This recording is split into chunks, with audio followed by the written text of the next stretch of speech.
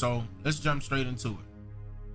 Now, let's start with Harriet Tubman during this live stream, because my wife and I presented evidence of documentation to you all on screen in that particular video. And again, I highly recommend that you watch it if you haven't done so by now, because I shared multiple historic receipts, records, and publicly verifiable evidence of documentation surrounding the congressional creation of the fictional character named Harriet Tubman.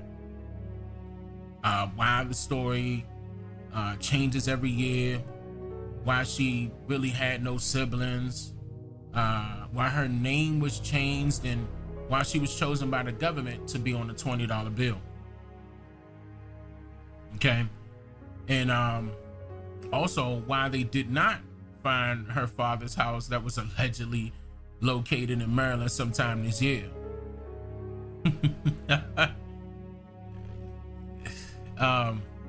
Anyway, I also shared detailed information concerning the truth about the Underground Railroad being an actual transit system. And I did this years ago, but now you guys are telling me that Amazon Prime came out with a documentary. I'll go look at it. I think it was a documentary or some type of movie talking about the Underground Railroad being an actual transit system. But I'm sure people out there listening to me, you know, they taking notes. I'm happy, you know, that that's happening, because a lot more people need to wake up.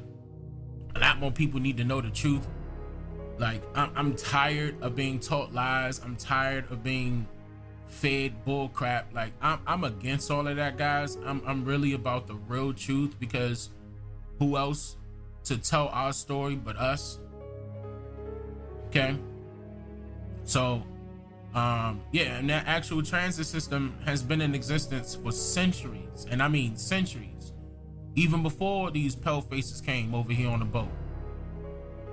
And they have no correlation with any of those safe houses, okay, as history so loves to claim. Okay, in fact, in my video on Harriet Tubman, I shared the public law directly from Congress that enabled the National Park Service Department and the Secretary of the Development of the Department of Interior to literally select any random dwelling that they felt was best suited to be deemed as and furthermore utilized as a historical site for the implementation of the indoctrinating stories surrounding slavery in America and the Underground Railroad, by way of the National Center for the Study of Afro-American History and Culture Society. Once again, that was the National Center for the Study of Afro-American History and Culture Society. They created and cultivated these stories to make it seem as if they were true, but they were all, in fact, fictional,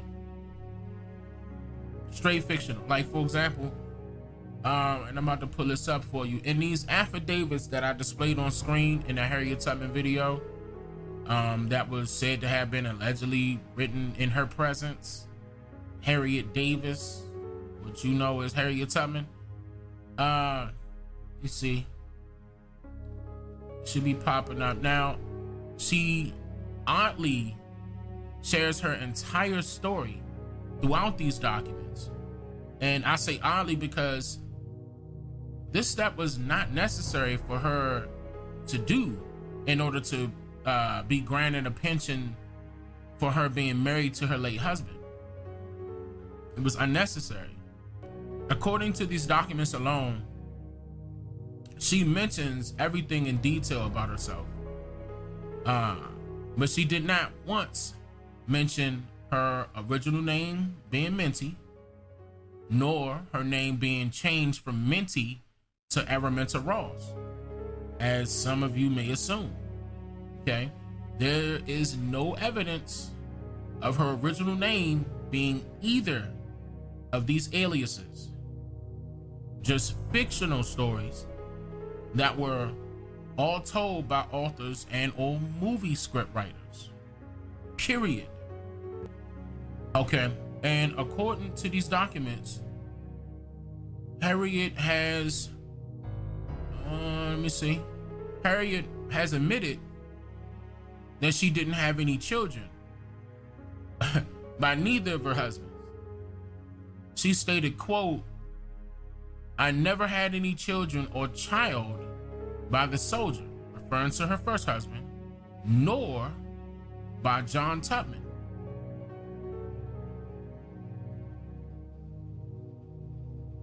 Clearly. I mean, if she wrote this, that's what she's saying. So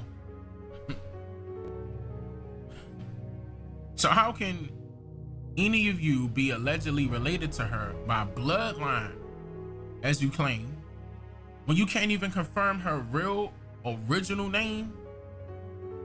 Okay, nor does she have any offsprings to carry her bloodline into the next generations to come.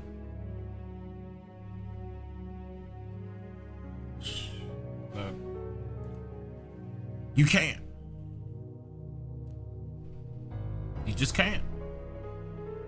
But you know what you can do? You can find a family that's willing to be paid a large sum of money to act as if they are blood related to Harriet.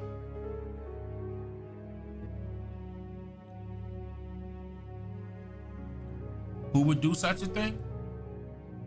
The same people that were ordered by Congress to create the story to begin with. Oh, and they also had to find some family pictures that were left unclaimed over the years by their original family members, because our people still nowadays are so far behind on conducting genealogy research by records of their individual families that they continuously allow strangers to tell them who they are without any hesitation or room for questioning its accuracy or validity. And nowadays it's worse, because our people have become too damn comfortable with some stranger's point of view or opinion that they somehow believe that a genealogy DNA test can actually tell them their historical genetic makeup overall, when that technology can't exist without digging up each of the graves of their own family members here in America first. You got to dig up each one. Because see, look, I really want y'all to think about this. Are they comparing your data with the deceased?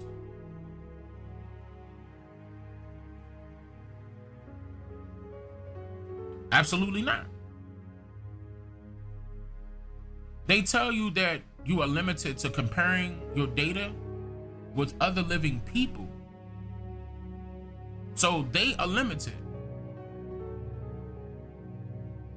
to just comparing your data with other living people, period. It stops right there. So you can't determine someone's historical background by comparing traits of other living people today. It doesn't work like that. There's nothing historic about that method. So what makes you think it's actually real now? Because you see other people doing it?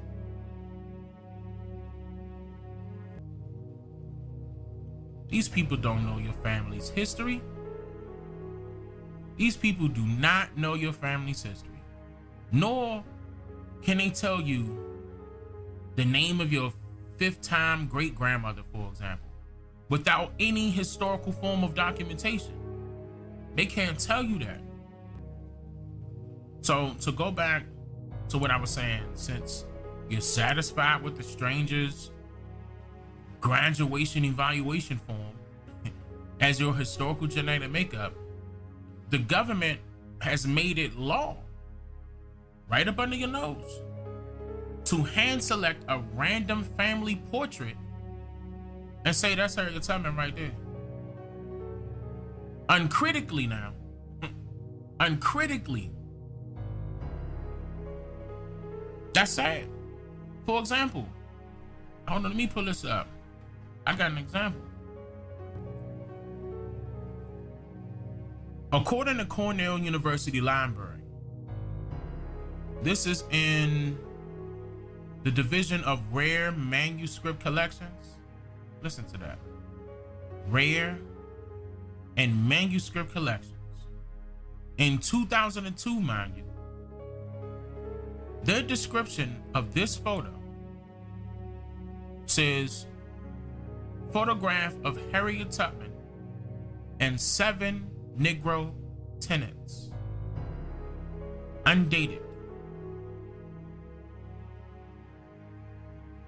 Once again, photograph of Harriet Tubman and 7 Negro tenants. Undated. And then the government decides to add more to the story of Harriet, and even this picture 3 years later on 8/31/2005 by way of, guess who? The National Park Service, claiming that this is a photo of Nat Turner and her adopted daughter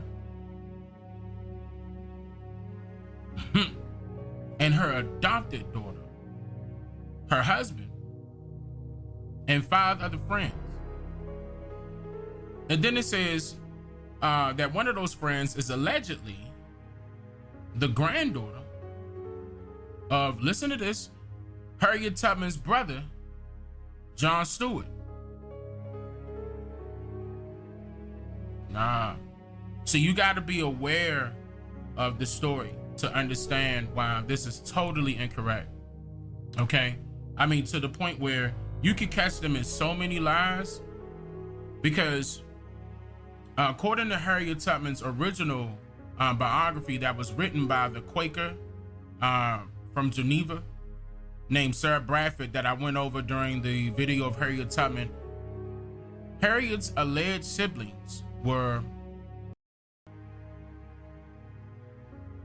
Lena in 1808, Mariah Riddy in 1811, Soft, I think I'm pronouncing that right, in 1813, Robert in 1816, then Minty or Harriet in 1822, then Ben in 1823, then Rachel in 1825,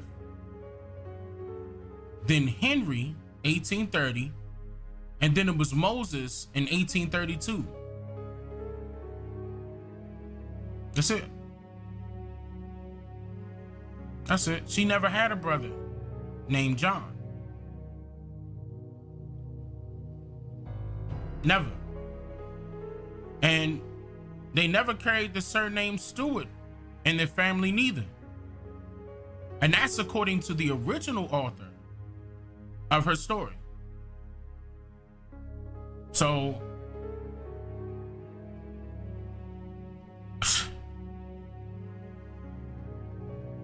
I'm telling you, when I'm gonna expose it all. When I see something fraud, I'm gonna call it out. And that should make you ask some questions like, so did the family decide to come up with her brand new sibling and brand new surname that hasn't been recorded until 2005?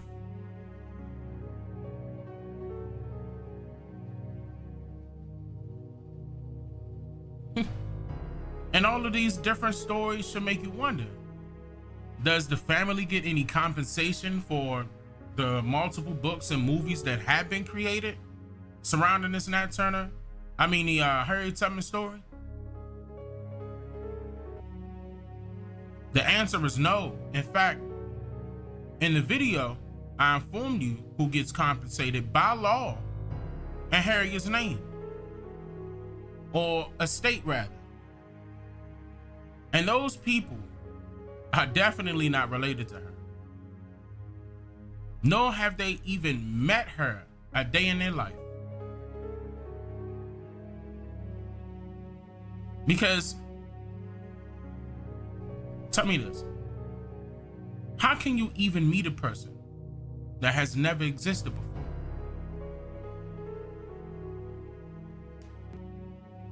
And I'm gonna answer that for you by the use of your imagination. So look, okay, now let's get straight into this. First of all, number one, let's start off like this. Anybody that's claiming to be a descendant of Nat Turner, of the character, you said that right, of the character, Nat Turner, the lion. Just like how many people out there claiming to be descendants of some African warriors, like the Zulu tribe, for example, just because they're familiar with the stories told to them about the Zulu tribe, maybe winning war battles, or may have some form of royalty out there in Africa. So they just want to fit in a crowd of people that have absolutely no idea who they are, and yet they have the nerve to call themselves kings and queens, not realizing that those terms were not even utilized in places like Africa, for example, because most of the African natives can only speak their native tongues to begin with.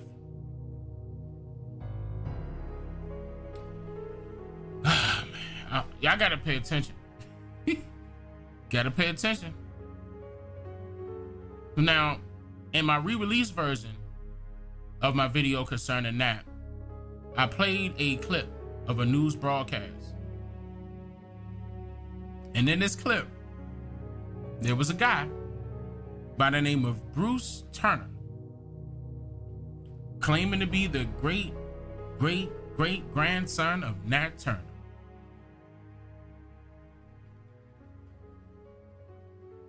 And this is sad, honestly. It is. It's sad. It's sad. It's sad. But anyway, he goes on and shows a binder that could have been considered his family's portfolio. Then he came prepared to show you a picture of Nat Turner on national television, mind you, as if the editors at the news station couldn't just simply Google an image of Nat Turner, since one doesn't exist anywhere.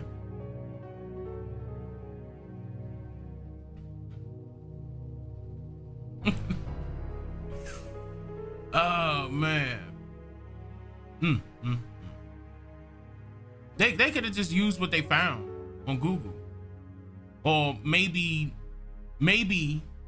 it would be looked as more authentic if an alleged descendant of Nat would bring his family's portfolio and hold it up for the camera to see, or rather the public. I meant to say the public. Hold it up for everybody to see, in order to set the tone, as if he's somehow creditable now. But see, the picture he decides to show the public is an illustration drawn by an artist, which was strictly drawn for, hold on, let me pull this up, which was strictly drawn for the attention, or for the intention to be published inside of the book entitled The Negro in Our History by Carter G. Woodson on the date of January 1922. according to the Library of Congress. January 1922. So in 1922, the artist knows exactly how Nat Turner looks if no previous picture of Nat existed before? Of course not. So what did he use to portray this image of Nat Turner?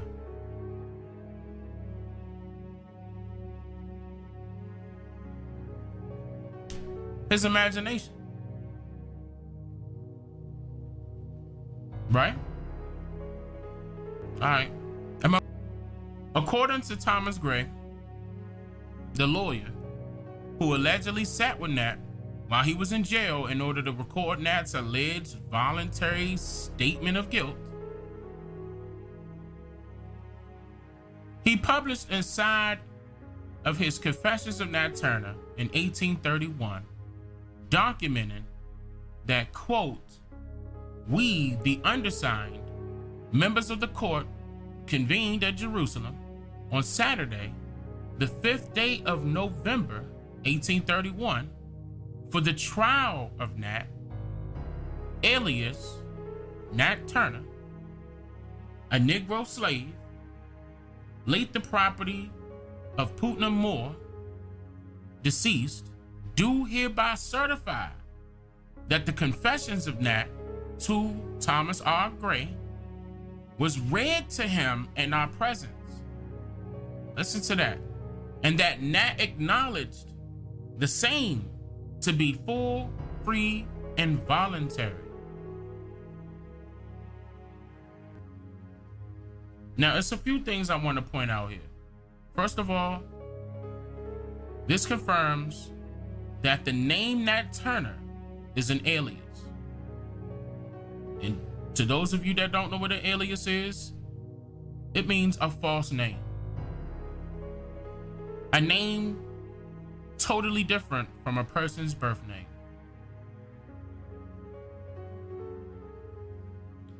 This also means that the surname Turner is not his actual last name.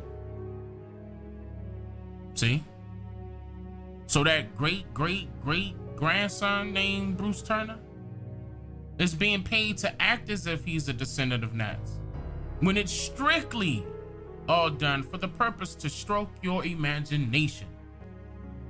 Now, within the same quote I just read, it indicated that the confessions of Nat Turner were read to him, and then he acknowledged it all voluntarily. Again, they were read to him and then acknowledged, and then he acknowledged them voluntarily.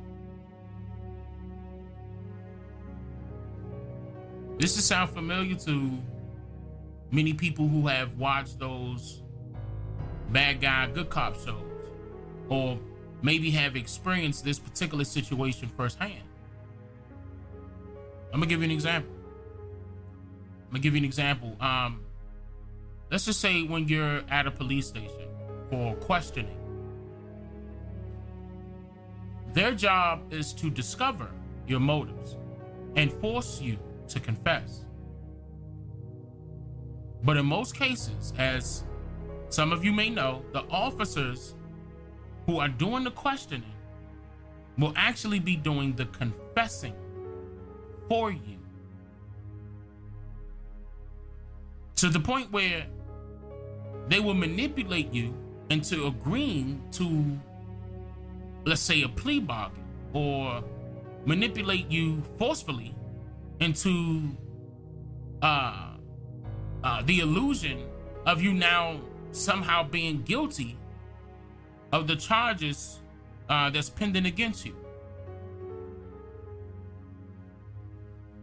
Boxing you in the corner with stories or scenarios they created for you to be agreed upon.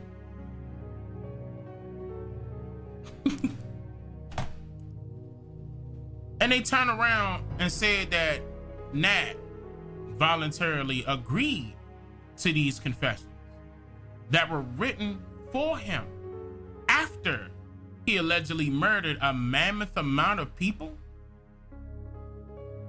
How does that make sense? And if these were actually Nat Turner's confessions to the lawyer Thomas Gray, then why was it copyrighted 5 days later, on November 10th, 1831, as if it's a book and can be sold because there is a profit to be made of an alleged murderer's confession? Uh-oh. Here it is right here. On the second document of this collection, it reads, and I'm gonna quote this now, the District of Columbia, to wit, be it remembered that on this 10th day of November, Anno Domini, that's AD for short, 1831, Thomas R. Gray of the said district deposited in this office the title of a book, which is in the words as following: The Confessions of Nat Turner, the leader of the late insurrection in Southampton County, Virginia, as fully and voluntarily made to Thomas R. Gray in the prison where he was confined, and acknowledged by him to be such when read before the court of Southampton, with the certificate under seal, listen to this, of the court convened at Jerusalem, November 5th, 1831, for his trial. Also, an authentic account of the whole insurrection, with lists of the whites who were murdered and of the Negroes brought before the court of Southampton, and their sentence, etc., the right whereof he claims as proprietor, in conformity with an act of Congress entitled, quote, an act to amend the several acts respecting copyrights. There you go. And so it was copyrighted by the clerk of the district court for the District of Columbia, named Edmund J. Lee, on November 10th, 1831. So, like I mentioned in my previous videos about this situation, Thomas Gray saw that a profit was to be made by printing these so-called confessions of Nat Turner, in which, if he had all rights to do so, then it shouldn't be any issues, right? But let me pull this up.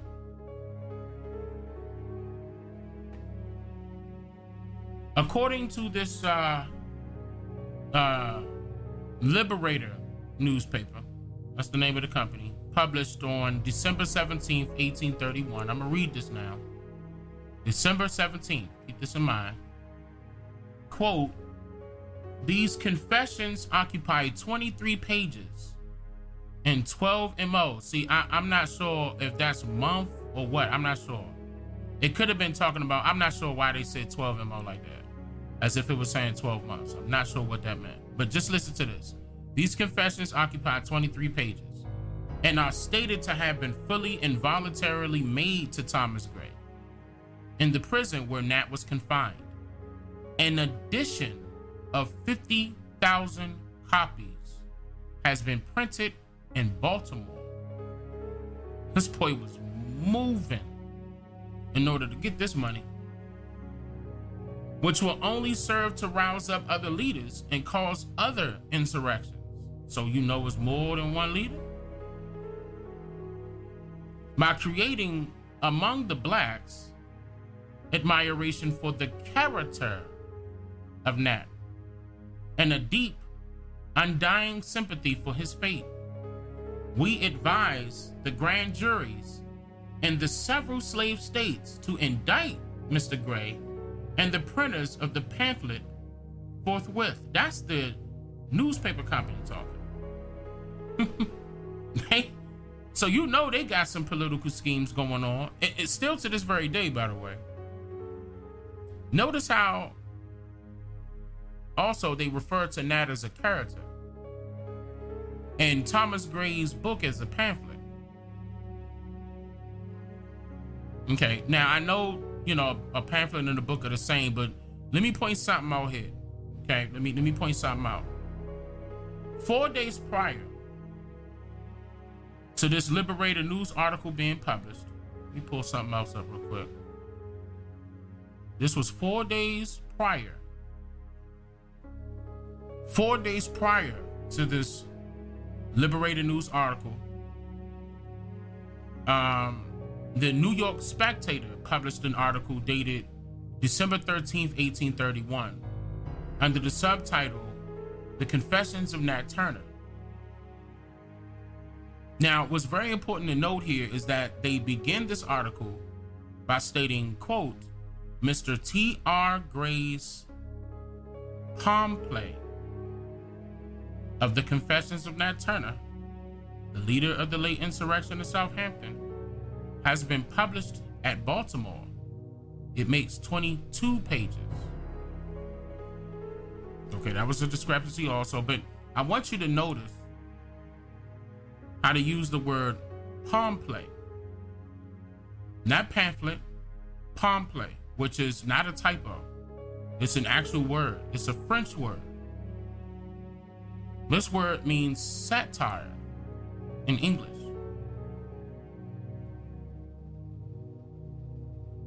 Which is another way of saying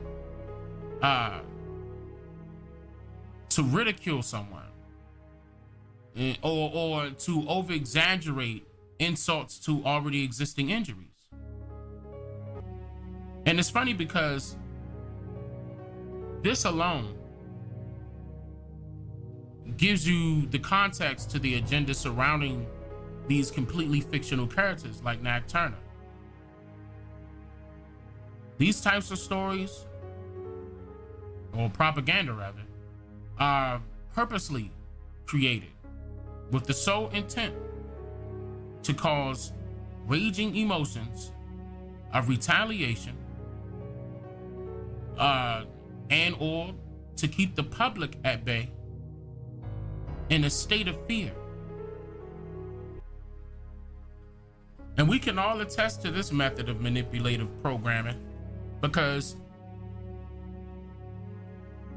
we can recall many examples of these same methods being utilized against the public still to this very day.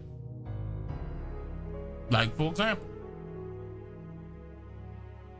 the case surrounding the murder of George Floyd, and every other case that shares that same outcome consistently.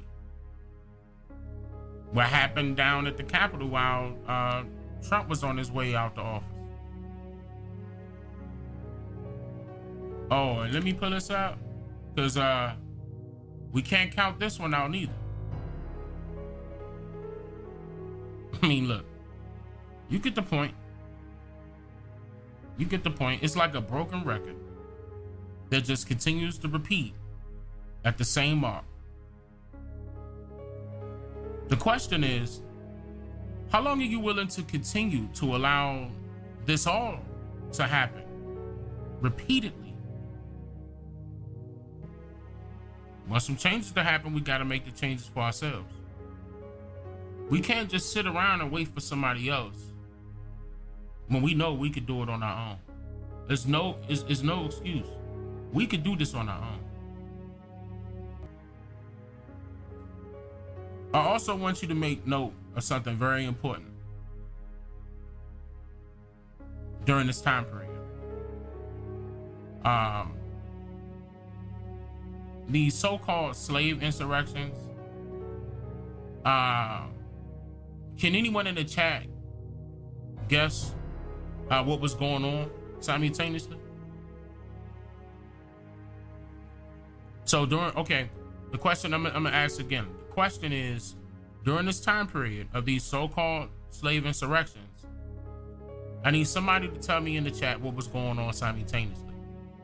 I'll give you a hint. Yeah, I'll give you a hint. Now, I mentioned in my video on Nat Turner, hopefully you've seen that, I said that there were multiple Indian raids occurring all across the nation, and especially in Virginia. Do you know what I was referring to?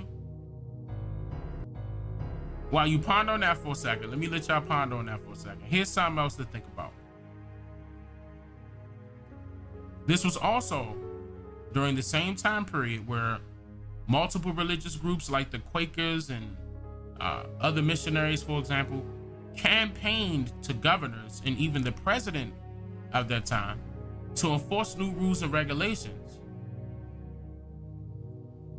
that would eventually lead to running the Indians off of their own land to some newly acquired lands along the coast of West Africa. The ultimate organization that eventually accomplished this goal, or that goal, but not in large numbers, don't let them lie to you, was the American Colonization Society. And the millions of the Indians that chose to stay were threatened by the president and by an act of Congress with the Indian Removal Act that lasted much, much longer than 1830. The Indian Removal Act of 1830. And still, many of our ancestors stayed home and fought with resistance. And that's what I was looking for someone in the chat to mention, by the way.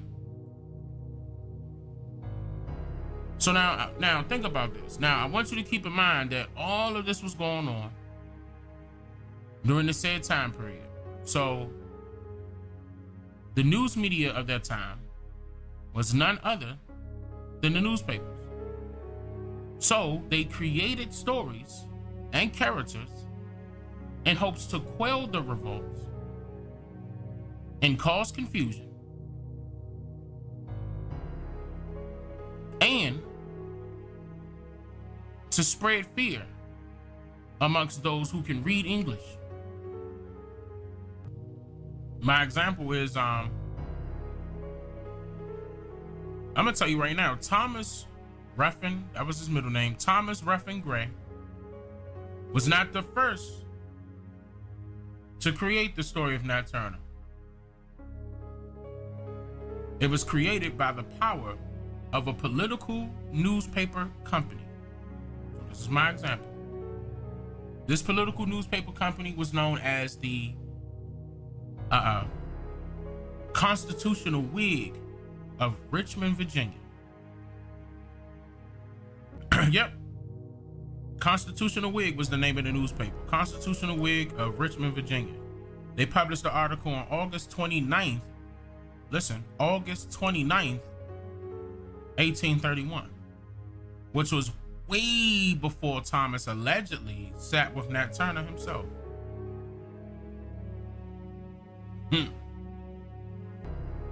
The newspaper company, this newspaper company is also known as the Richmond Whig. So they had a few different names. And in a letter from its senior editor,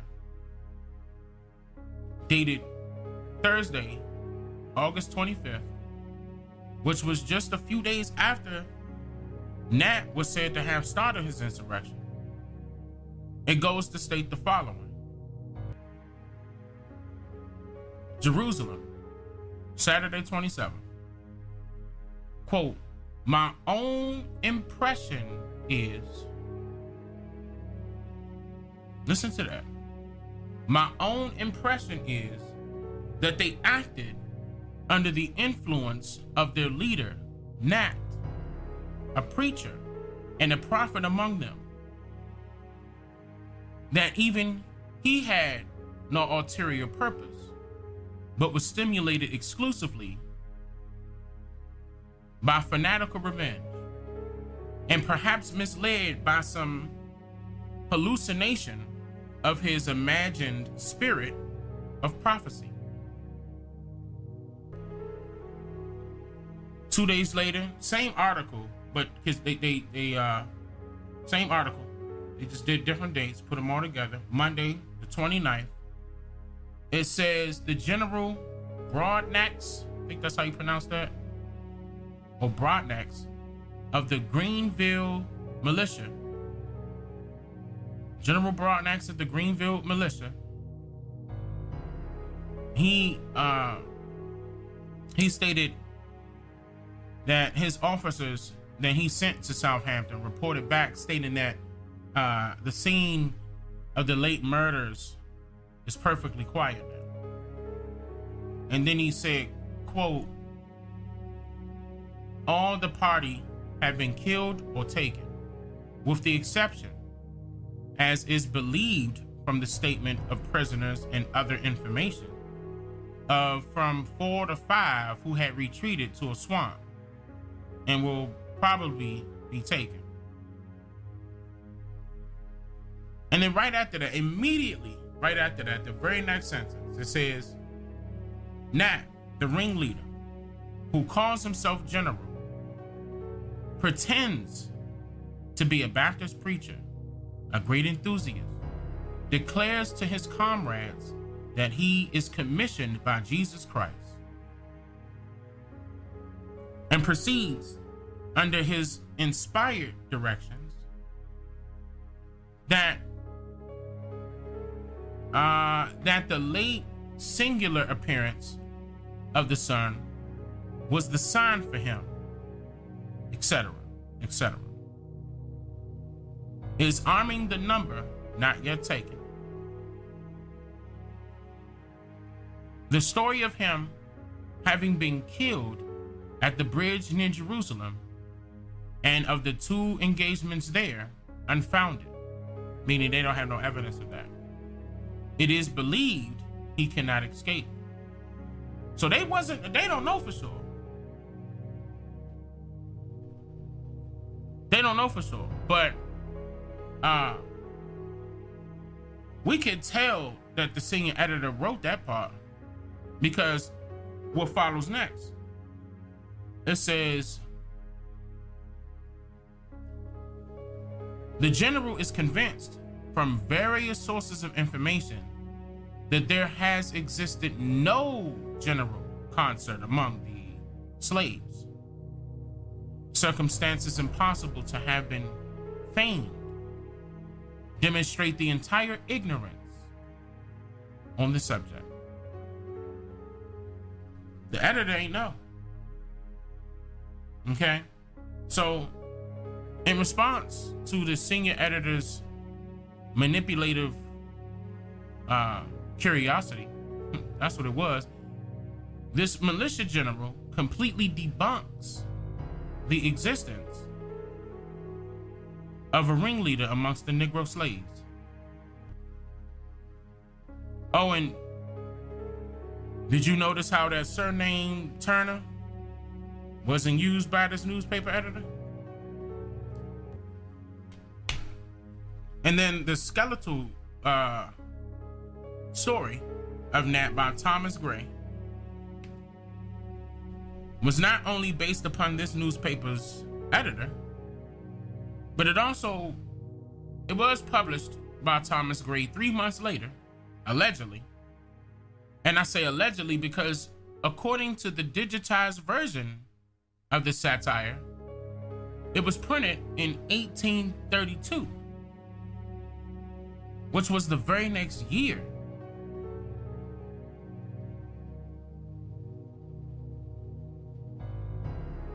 So now, with all of that being said, I want to cover something that I didn't get a chance to cover back in 2017 when I retrieved this information. Here we go. From the Southampton County Board of Supervisors, dated February 25th, 2013. Listen. It's called Project Update, Nat Turner 1831, Southampton Insurrection Trail, and Restoration of the Rebecca House. And I'm gonna read this. It says, quote, as you are aware, Southampton County agreed to service as grantee, fiscal agent, and project sponsor for the Southampton County Historical Society's development of the Nat Turner 1831 Southampton insurrection trail. In July of 2010, which was 3 years prior to this project, prior to this document, we were awarded $420,000 transportation enhancement grant to connect travelers, tourists, students, and residents with sites associated with the Nat Turner Rebellion.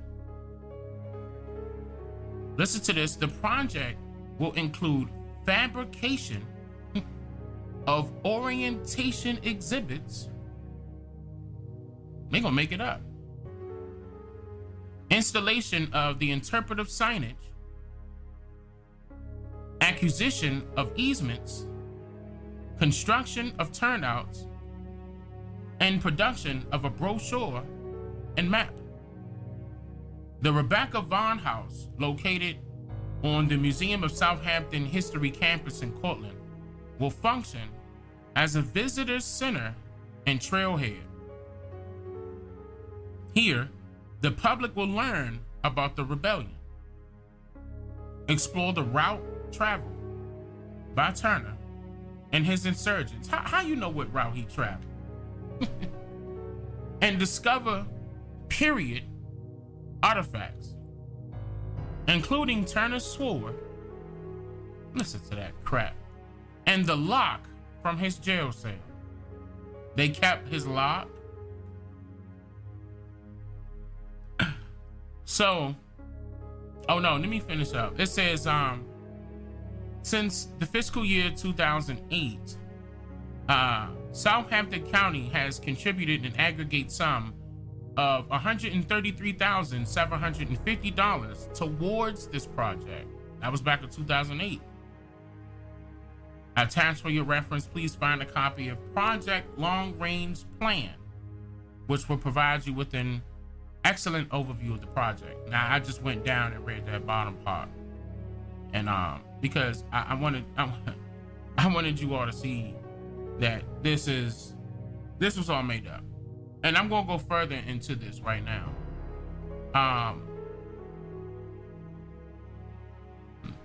Let me see, which one should I start with? Let me start with the Rebecca Vaughn House, since they want to use this all the time.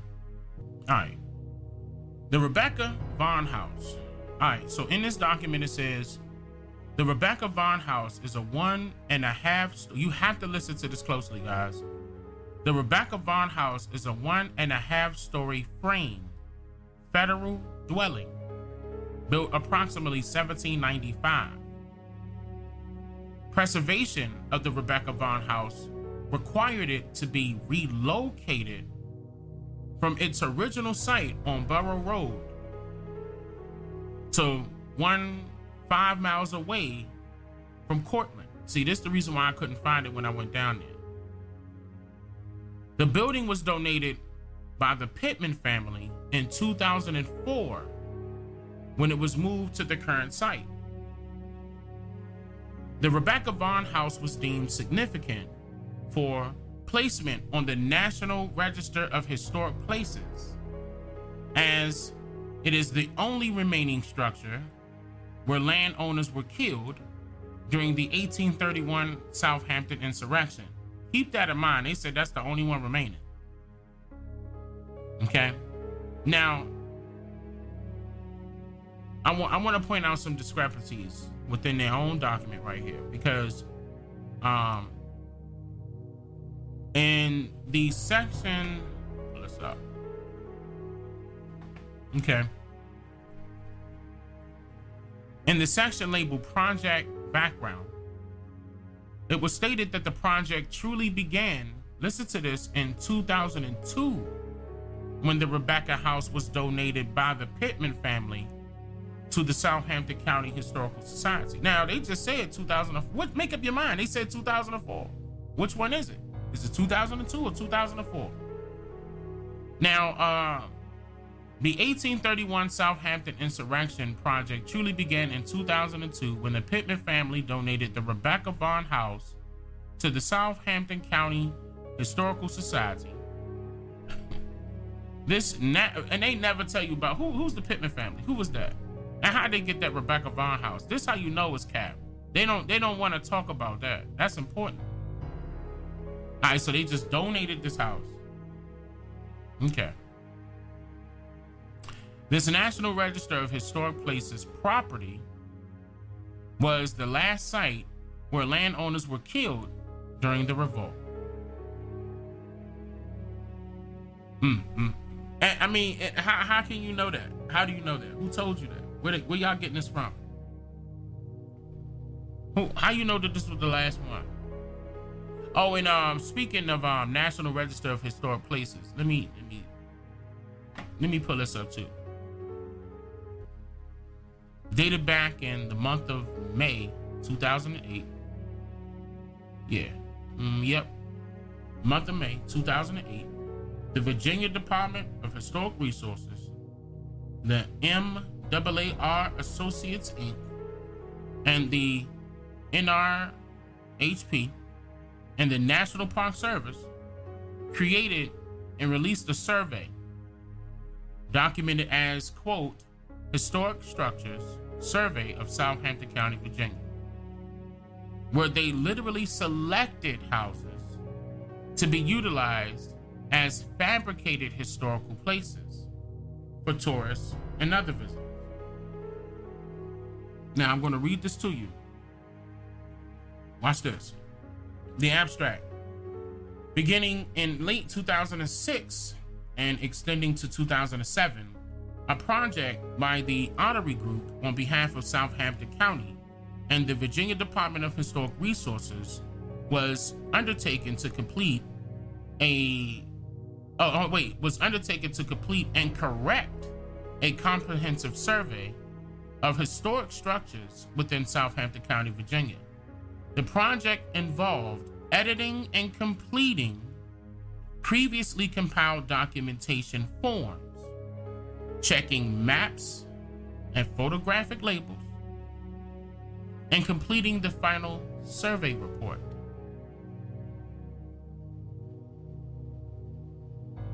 The project also included the documentation of a minimum of 15 historic resources, 10 at the Renaissance level, and 5 at the intensive level.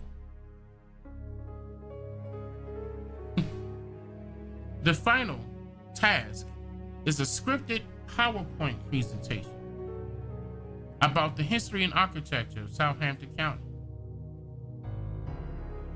The previous survey was conducted between 1999 through 2001 by the MAAR Associates Incorporated, whose research staff surveyed a total of 196 historical properties located throughout the county.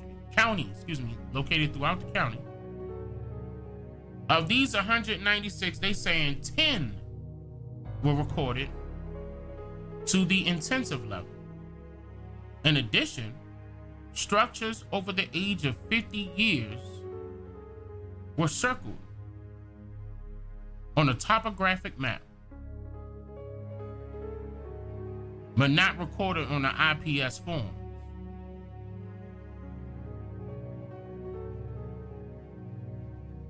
Ten architectural sites were recommended as eligible for listing on the National Register of Historic Places. They selected them. They said, all right, that one, that one. That's how they were doing it, just plucking them.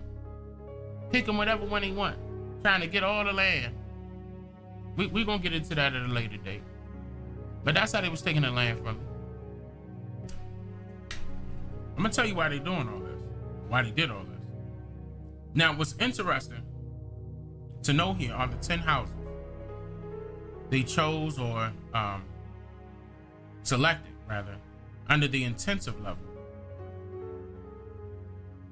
I'm going to show you all of the houses they have pictured in this document real quick. Now look at this. Look at these houses real closely.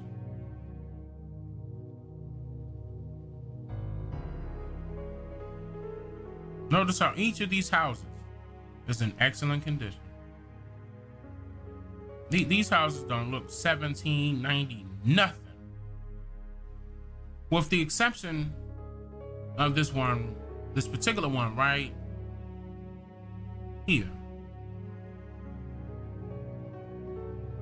which is said to be the Rebecca Vaughn house.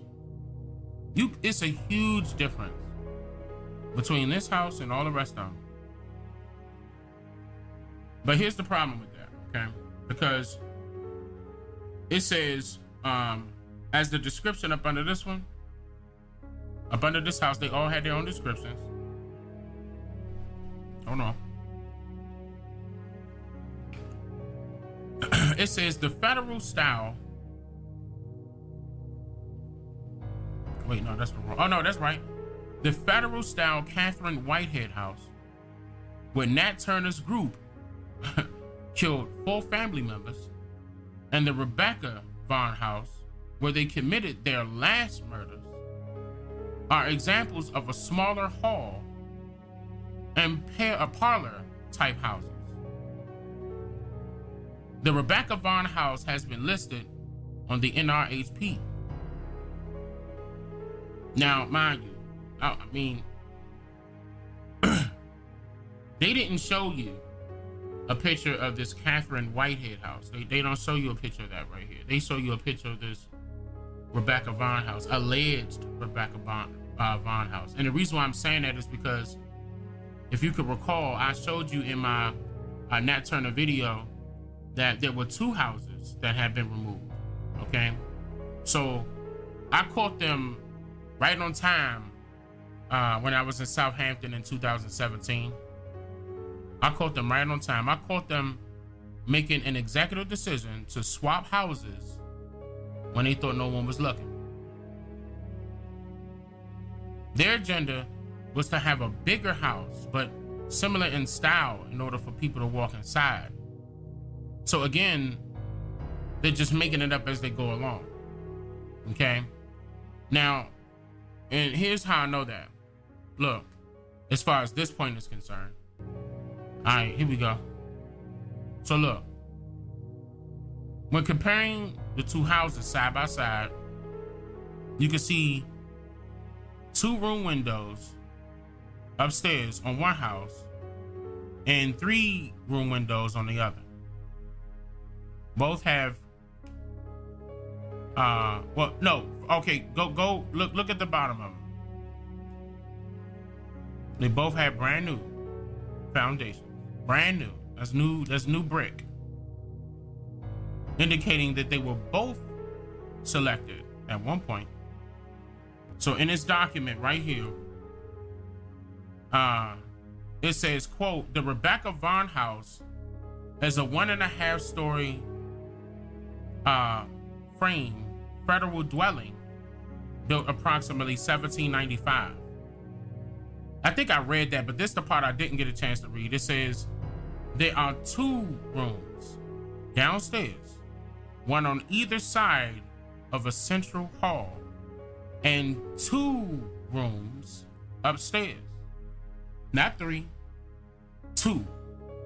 So we can easily determine that this is not Rebecca's house. I mean, even the picture show you that. Look at the picture. This particular one is like far away, but you can still see that there's 2 windows up there, because, and the other house is wider than this one. And this may very well be the house originally selected to be Rebecca's house, right here.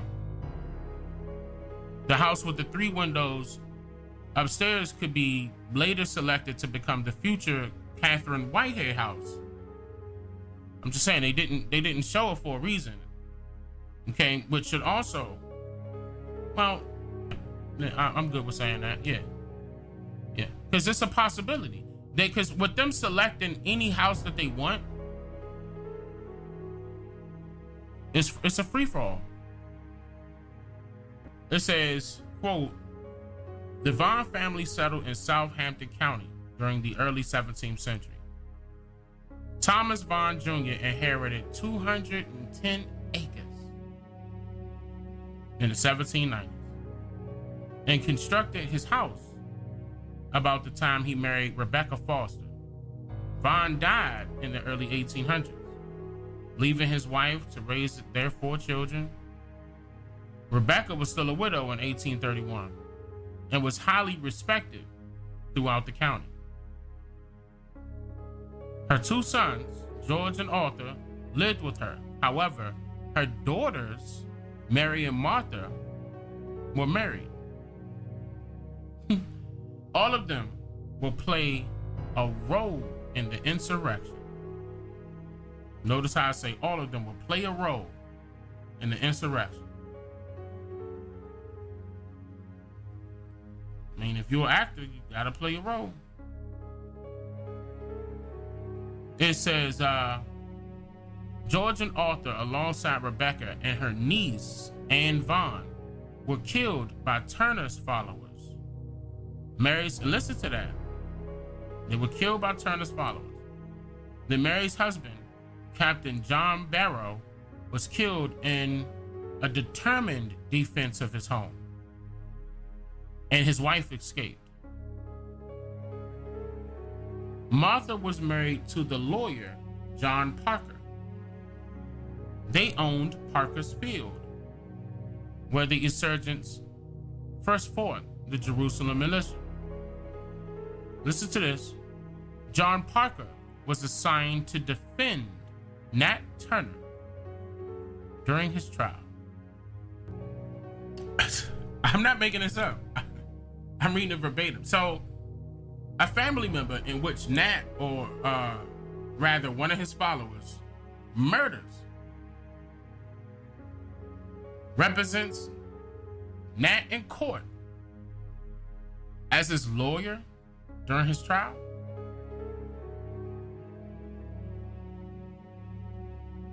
Does that make sense to y'all?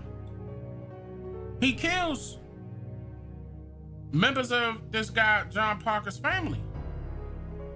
And he turns right around and represents Nat Turner in court to help him beat his case. That's adding up to you? That ain't adding up to me.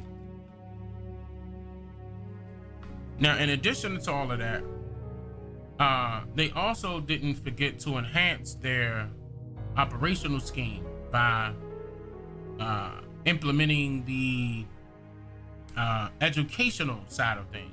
I'm gonna say it that way.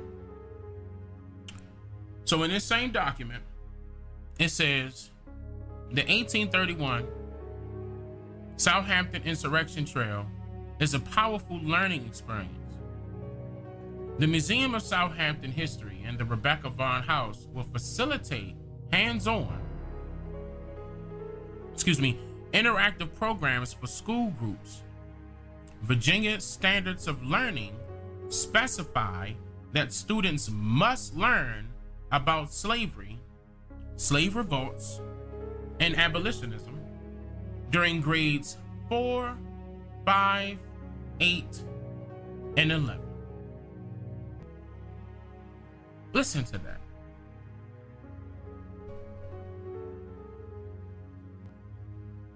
The hands-on and place-based learning approach based on the colonial Williamsburg model has proven to be the finest method to reinforce historical themes outside of the classroom setting. Consequently, educational programs offered by the museum will feature an educator dressed as a Southampton citizen or slave in 1832, who will interact with students by engaging them with reproduction items while reinforcing historic themes. Sample programs include Dred Scott and the Causes of the Civil War. Now, you know, if they added these people in here, that they ain't you neither. Confessions of Nat Turner, Anthony Gardner in Liberia, John Brown, Fugitive Slaves and the Underground Railroad. John Brown, A Slave's Life. The strengths of these programs are based on the ability of costume interpreters to interplay with students. Costumed interpreters are able to reveal meaning and relationships through the subject of objects and first-hand experience, rather than simply communicating factual information.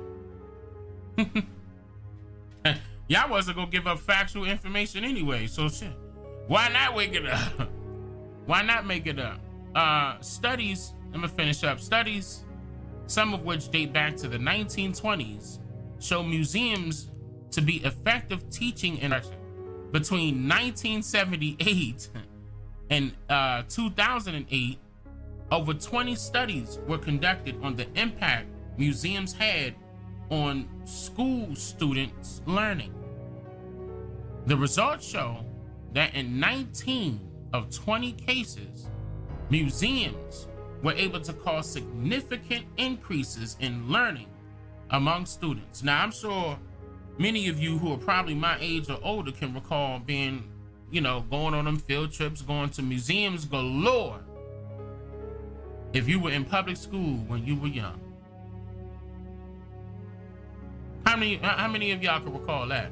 Going to the museums to get indoctrinated even more. And they made it seem all fun because you get to interact with all this and blah, blah, blah, blah, blah. It says studies conducted by the College of William and Mary, York County Public Schools, and the Jamestown-Yorktown Foundation documented learning gains among Yorktown fourth graders participating in structured programs with costumed interpreters. Additionally, a study completed by the Virginia Department of Education, the University of Virginia, and Hampton City Schools documented significant learning gains among students using a museum program with costumed staff as compared to traditional classroom instruction. But that's right. If you make it fun for the children, yeah, they gonna fall for it. That's another reason why I'm telling y'all that's still ongoing. Compulsory education still happening. They didn't stop nothing. All they did was update it. Where am I at? Yeah, the Museum of Southampton History will be the only museum in Southampton Roads providing this type of specialized educational activity designed to help fulfill SOL requirements. The hands-on component is reinforced by teaching within a historical event. The place-based approach gives students a sense. The place-based approach gives students a sense of witnessing an actual event. See there? The combination of these techniques creates a desire for students to learn more by being immersed in history. The 1831 Southampton insurrection is addressed in every American history survey textbook. Since most students are not able to visit Southampton County to experience the revolt's history, the Southampton County Historical Society and the WHRO have developed, 40 episodes known as Insurrection Minutes, which detail the causes, events, and impact of Nat Turner's rebellion. The WHRO will use PBS eMedia to stream these segments into every classroom in the nation. Each segment will be supported by lesson plans and classroom activities. The insurrection measures will take students to actual sites associated with the rebellion. That's cap. And storytelling techniques will provide valuable insights into the revolt's place in the history of slavery. It says, in addition to school-age programming, the Museum of Southampton History will offer bus tours taking participants to various rebellion sites, provide step-on tour guides for buses in school groups, offer lectures on the slave revolt topic, and organize special seminars discussing Nat Turner, Dred Scott, Anthony Gardner, and John Brown. So with all of that indoctrinating going on, I know you got to be wondering, what do they get out of all of this lying? Why would someone do such a thing to a set group of people? And my answer to that will always be to simply follow the money trail. Like, for example, there's a section inside of this document also called Economic Impact. I'm gonna read this to you. It says, the 1831 Southampton Insurrection Trail Project is designed to expand Southampton County's heritage tourism industry. Tourism is the second largest industry in Virginia and is the most widely understood story about the economics of prehistoric preservation. Virginia tourism revenue topped $20 billion in 2011.